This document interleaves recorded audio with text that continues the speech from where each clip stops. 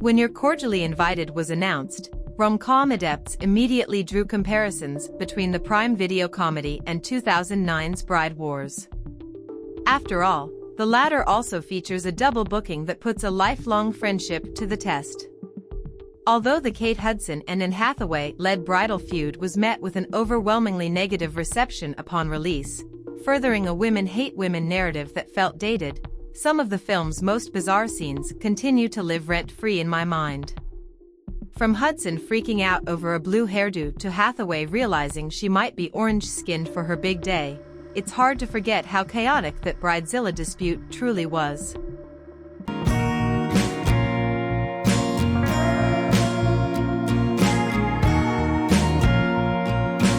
Although You're Cordially Invited also features two weddings being accidentally scheduled for the same day, that is the extent of the similarity in Gary Winnick's film. The project stars Reese Witherspoon and Will Ferrell as two people who pick a fight over whose wedding will get dibs at a venue that is too small to accommodate more than one celebration at a time. As their characters eventually decide to share space, a rivalry ensues when their agreement isn't followed to a T. What starts as a promising storyline soon dwindles as tired tropes take center stage and no sparks fly between the main pair. You're Cordially Invited starts off with Jim Ferrell patiently awaiting his daughter's arrival from university. As a single father who has dedicated his entire existence to pampering her, he still hasn't come to terms with her adulting and leaving home for good. When Jenny, Geraldine Vishwanathan, lifts her left hand so that Jim can take a closer look at her engagement ring, the reality sinks in that his little girl isn't that little anymore. Despite his urge to oppose her in Oliver's Stony Blyden union, Jim calls Palmetto Island, where he and his wife exchanged vows years prior, to ensure that his daughter gets the June wedding she rightfully deserves.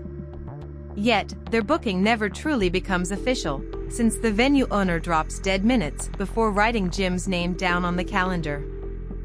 Not too long after, a reality TV producer named Margot Witherspoon decides to call in to make a reservation for the same weekend. She is planning the ceremony for her younger sister Neve, Meredith Hayner, who is getting married to a man their mother doesn't approve of. Determined not to let their family, whom she barely interacts with, get in the way of Neve's happiness, Margot takes it upon herself to order the flower arrangements, find the best decor, and place her credit card info on file to prevent any mix-ups from happening. It is only when the wedding weekend for both families finally arrives that she crosses paths with Jim and sees her worst nightmare come to fruition. Although her heart softens after hearing about Jim's personal connection with the venue, and she agrees to divide the space, Margot soon regrets her decision when she notices that Jim is purposefully trying to sabotage her plans.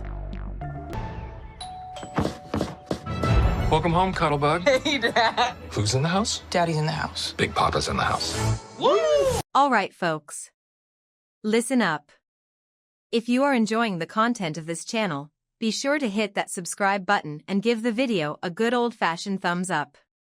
Let's show the creators some love. Following the enemies to lovers framework, this rom-com written and directed by Nicholas Stoller pits Margot and Jim against each other in the hopes that their fury turns into a passionate embrace. Unfortunately, the heat never rises above room temperature. Although Witherspoon and Ferrell have both found chemistry with other scene partners in the past, their stars do not align here. Whenever their characters' disdain for one another begins to shift into something more, the audience isn't easily convinced that these two individuals are meant for each other. This is in part due to the actors' inability to lay out the breadcrumbs for Margot and Jim's fated love, and in part due to the screenplay's delay in setting up their eventual romance. Given the commotion of the double booking, Stoller spends more time focused on how Jim and Margot take turns making their relatives' big day a fiasco than including instances where the two find common ground. In the same way that Margot and Jim's connection is never fully explored, their relationships with other characters also lack depth. Jim's tight bond with his daughter is displayed through inside jokes and sing-alongs, yet it never seems like they can have a serious conversation. In fact, Jenny and her inner circle are all depicted as immature and shallow, becoming mere Gen Z caricatures. Fortunately, Margot and Neve's sisterhood is given proper thought, but that doesn't prevent the protagonist from having surface-level interactions with other individuals in her midst.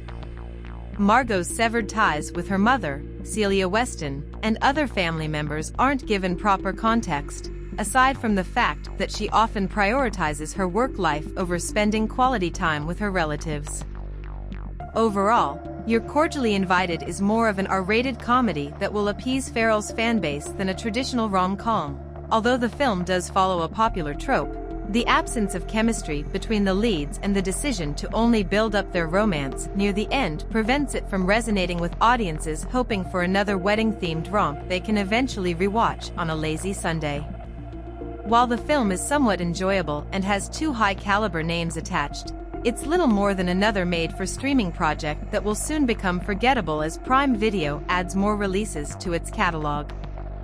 If you're hoping for a love story that balances heart and humor, you might as well revisit classic Witherspoon films like Just Like Heaven and Sweet Home Alabama, instead of joining either bridal party disputing the sunset at Palm Meadow Island's Rusty Dock. Pros: Margot's relationship with her sister translates from page to screen. The film works well as an R-rated comedy and will likely entertain Ferrell's fanbase. Cons: Witherspoon and Ferrell lack chemistry and don't build the proper momentum for their characters' fated romance. The script focuses more on the wedding chaos than developing Margot and Jim's connection.